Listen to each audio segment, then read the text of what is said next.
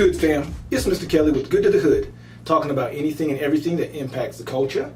And today I have a buddy of mine from high school, Marc, and we're going to talk about something that a group of people that are also, or a topic I guess that's also real important in the culture, is labels and how we as people label ourselves. So I should have probably asked you this before, but do you consider yourself Mexican, or because I was going to say, oh, my Mexican friend or whatever, but I was like, man, maybe that could come off the wrong way. So what would you? Two titles I like. Okay. In this order is Chicano. Okay. I will absolutely accept Mexican American. They're both equally, to me, they're A and B. But yeah, okay. If somebody asks me, hey man, what's your background? I'm like, I'm Chicano. Do you hate that question? I get that. Being biracial, I actually get that question quite a bit. Like people come up to me and they'll say, "What are you?" And of course, I know what they're talking about. And I mean, I've been doing this since I was a kid, so they would, even when I was younger, I kind of got hip to this, and they would say, "What are you?" And I'm like, "Oh, I'm a man." Like, what are you? You know, and even now, as a grown man, people say, "Oh, what are you?" And I'm like, "I'm a father. I'm a husband. I'm a business owner." And because what happens is then it forces them to rethink about what they're saying, and then they probe. This, well, I mean, they'll say something to this effect. They'll say, "Well, I mean, what are you? What's your background?" Yeah, exactly. So, what's your background? And I'll still, depending on how I feel, depending on how. Right. However I feel, I might say, "What do you mean? What's my background?" I mean, yeah, I went to college, went to school, and then kind of just keep doing that. And then what happens is they'll say, well, "What's your ethnic background?" Right. And I'll say, "Oh, got it." And then I'll say, "Oh, okay, I'm Black and Filipino," or you know what I mean. But and I get asked that from everybody, Black, white, Filipinos, like just everybody. But I'll do a whole nother thing on biracial later. But okay, so for you, Chicano and Mexican American is acceptable. So what exactly is Chicano? I obviously have heard that term. We went to the same school, but what really is the difference? So Chicano, I think, does two things. Number one, I think when a person calls themselves Chicano, they are taking ownership of their originations. In other words, where they're from. Okay. In other words, Chicano classically, we're by definition Native Americans. Really? We're not from anywhere. We're from here. Okay. I think what it also does too is it gives us claim to the North America.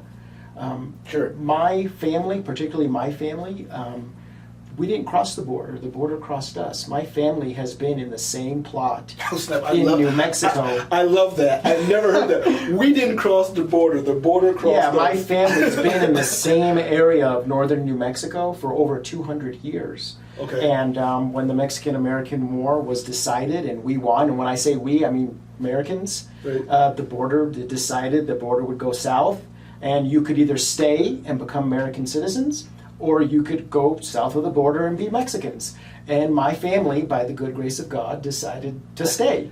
And so we're from here. And so for me, for my particular family, and a lot of families like mine in the Southwest, we're Chicanos, we're Mexican Americans. We're not Hispanic, we're not Latino. So, and those labels, though acceptable, they're not accurate.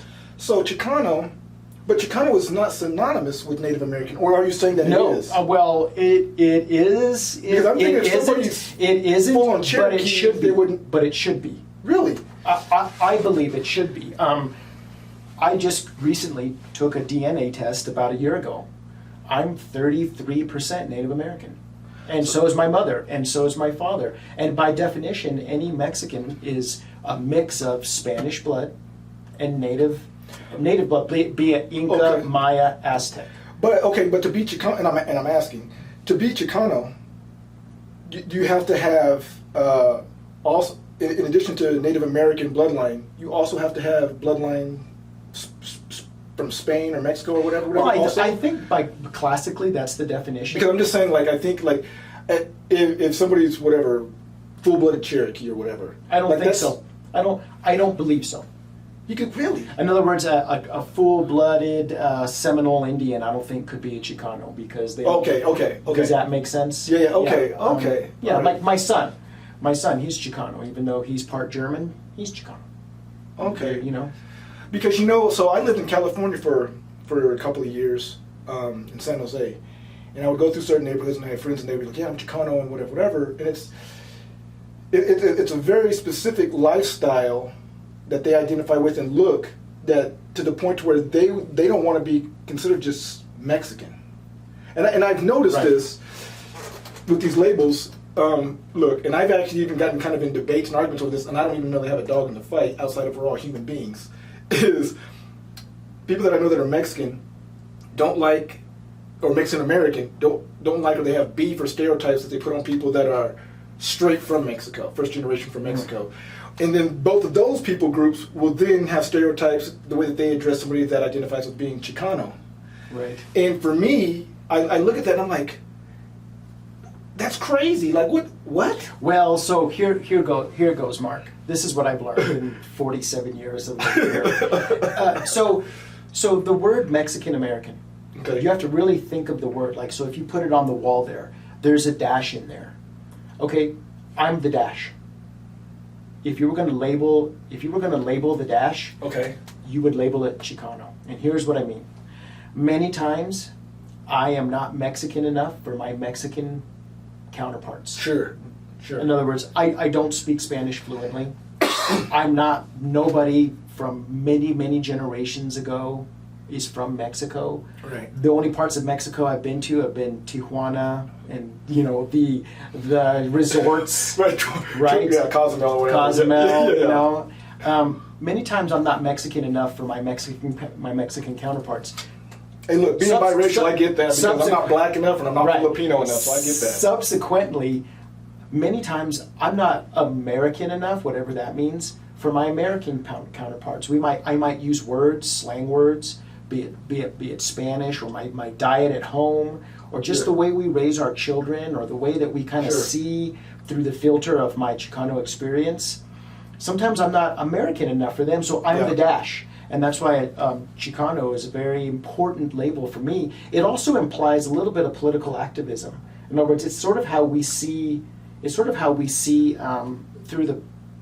see politics, see the economy. When this whole COVID-19 thing went, I was talking to a friend of mine, and I said, "Well, I don't see any problem with this. I got me a 50-pound bag of beans and some rice. Right. We're going to be good." And they're like, "Yeah." I remember. I mean, there's that bag of beans. I actually, if you've seen some of my videos, I actually screenshotted that off of. I did. What did you see? I did. So some of y'all check out my videos. That bag of beans I was talking about, it was his bag of beans. Yeah. The rice was me, but the beans was him. and I think these labels are important, right? Many times the government, or dare I say, collectively, not individually, but collectively, America or white folks have tried to label us. Right. They've tried to label us, be it Hispanic or Latino, and I think those are incorrect.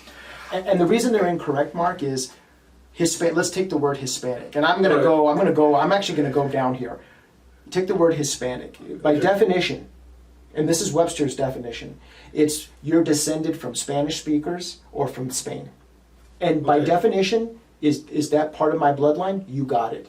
But it's not complete. Right, okay. It's not complete.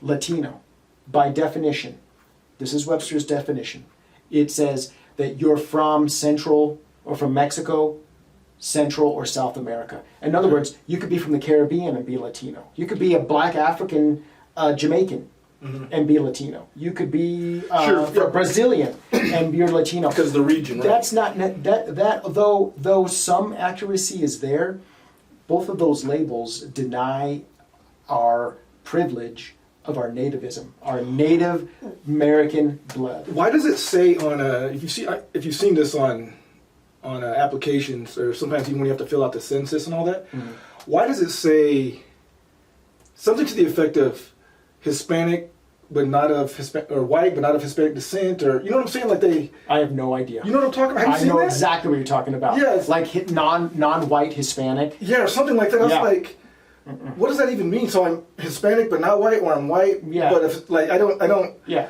both of those labels. When I see my fellow Chicanos label themselves as those two things, depending on my mood, I may try to correct them if I think they're open for me to correct them. Like, hey, what do you consider yourself? You mean like Hispanic? one of your employees or somebody? Well, no, just like my friends or people like they might come to my home if us Hispanics, and I'll go, well, why do you say that?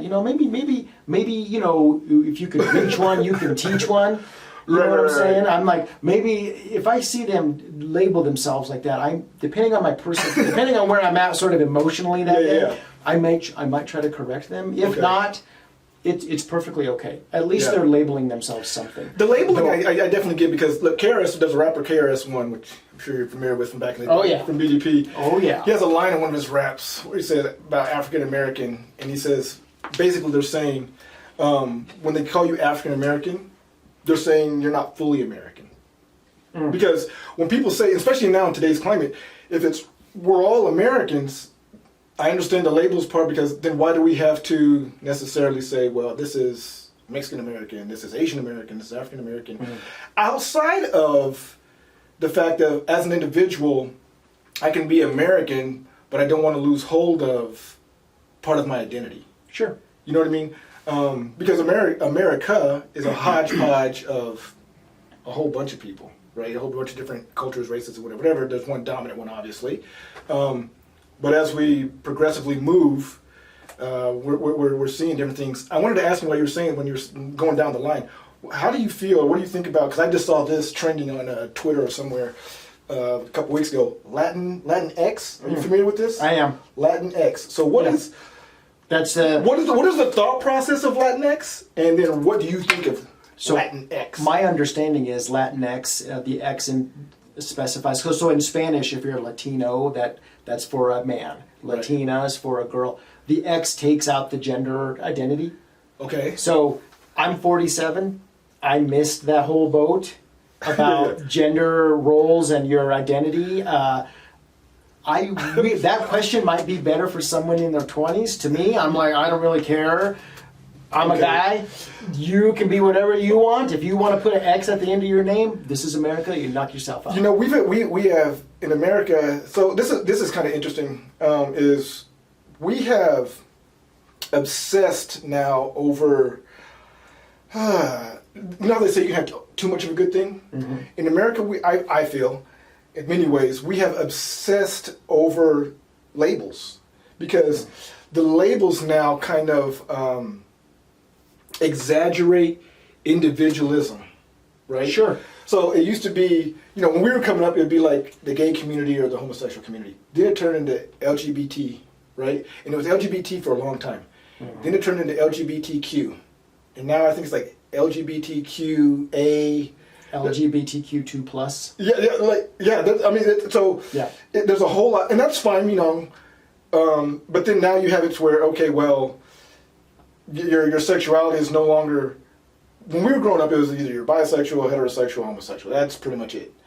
Now, dude, there's like so much stuff there. It's like where it's crazy, because we want to be so much a part of a group and an individual at the same time. So now we have just like a whole bunch of labels, like all that stuff that I just labeled, and now what you're saying also with the various ways that people may identify, but have very similar bloodlines, whether it's Hispanic, whether it's Mexican American, whether it's just Mexican, whether it's Chicano, whether it's Latinx, whatever, right? And, African American, and there's Pan African, because I've seen this also in other people groups as well. It's like we all want to be part of a group, because I think being communal is human, but we're so obsessed with being individuals that, well, I'm in a group, but I'm very much Q, or very much blah blah blah this or blah blah blah that, and there's too much to keep. Look, I heard, and I don't know how true this is. I heard that on applications now, they are going to start, on certain applications, a certain paperwork, when it asks for your eye color or asks for your hair color, it's not just going to be black, brown, blonde, whatever, like on your license, for instance. That's what I heard. It's for your driver's license. You could put red, purple, green, blue, Ah. and they're going, and so I'm like, but, and then if you have brown, I have brown eyes. If I have green contacts, I can now on my license now say, yeah, I have green eyes. And then of course now you get into the whole thing of, well, I identify as being a rich white man, so people look at me and say, well, you're none of those Clearly, things. you're right. you're a man, but you're not rich nor white. You know what I'm saying? Right. Like, but I feel like one. So we're getting Right. And then now for you to sell somebody, well, no, that's not accurate. Then it's all, who are you to label me? Right. I want to label myself, ironically, whatever the certain way. So now that's my little quick take on that. But we're obsessed with that. We are. Right. I think this. I think this label, this Chicano label, I think it's something that would unite us collectively if we could stick to it. If Yeah, I mean, I really do. I really do. Kind of politically, economically, it would. We need to start concentrating on the things that unite us versus the things that divide us. And so many times, labels can divide us. yeah. The one label that we, and I say we collectively in the Chicano, Mexican American, Hispanic, Latino community, the one label that I really will call out, probably 100% of the time, is when one of us tries to say that I'm Spanish. I've heard that a lot And too. and I go, I've heard that a lot too. I think to myself, well, look at this freaking guy. He's like 5'2", dark. They don't make Spaniards like that, Right. And I think what they do is Yeah, Spaniards are blue-eyed, blonde hair, Tall. fair skin. Yeah, tall, and I mean they're European, and I think typically, right. right, typically, and I think to myself, well, this person either has a lot to learn or they're ashamed of who they are. Yeah. And I got news for you. If they were to have go to Barcelona somewhere or go to Spain, they would stick out like a sore thumb. Yeah. And the other thing of that is I often tell them, oh really? So you're Spanish? So when did what part of Spain are your folks from, or your grandfolks from? Or inevitably they say, well, no, my dad's from the San Luis Valley, which is down in Colorado. Okay. Where a lot of New Mexican, Colorado, Mexican American families are from, and I go, oh, got it. So you're Mexican essentially. No, I'm Spanish. And I go, oh, okay, so your folks are from Spain. My dad's from the San Luis Valley, or my dad's from Chama, New Mexico. And I go, well, there's just Mexicans down there. Another one that's okay. So when I was growing up, I heard that a lot. There's a lot of people. Oh, so are you Mexicans? Like, I heard either Spanish or I heard Hispanic. Right. And then another one that I heard a lot too in my travels is that we didn't go over with the same category is Tejano. So I know when I lived in Dallas for several years, on and off for about 13, 14 years, and I would ask somebody, I was like, are you Mexican? And he'd be like, no. He's like, I'm Tejano. And I'm like, oh. And I didn't fully understand that. And then, what do you think about that? Like the whole, I'm Tejano. I think for Texas, Texas is a whole other world down there. Texas is damn near its own country. Yeah. On so many levels, not just on the label or racial thing, just like right. Texas is. I could see, there are generations of Mexicans there, 10, 12, 13 generations. Yeah. I could see them going, I could absolutely see them correctly saying, I'm Tejano. I could see that. Now, here in Colorado and New Mexico, we don't have that. Right. But there's no Spaniards here. I do like Tex-Mex. It's okay. Yeah? Yeah, Okay. It's all right. I like traditional Mexican food too, but look, I lived in Texas for a long time. Tex-Mex is... It's okay. I was just in San Antonio, and the food was, I'd give it a B minus. Okay. Nothing beats New Mexican food. No, my folks are from New Mexico. Okay, yeah. So. I know a lot of people from Clovis, Portales. Yeah. So you know what? Now I'm thinking about this. Is the label Hispanic, for instance, is that casting a real broad net that doesn't necessarily just pertain to people from Mexican descent? Like, what about somebody that's Puerto Rican? It absolutely. Right. It would absolutely apply to them. Okay. And I think that's why it is not the correct label. I'll go back to this, Mark. When they call us Latino or Hispanic, or when we call ourselves, we are rejecting or they are denying us our Native American origins. We're Native Americans. Okay. We're Native Americans, and I know even for my father's generation, I think sometimes that's hard for them to kind of wrap their head around. Yeah. And I am not the authority on what we should be calling ourselves, but I can read, and I know what facts are.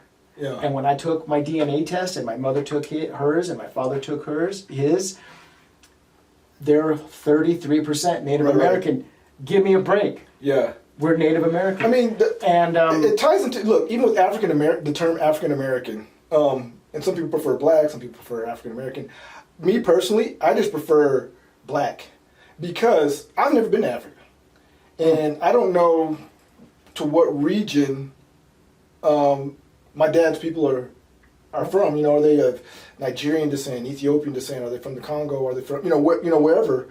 So for me to say that, and even culturally, as far as how we conduct ourselves at home, and not all black people in America are of African descent.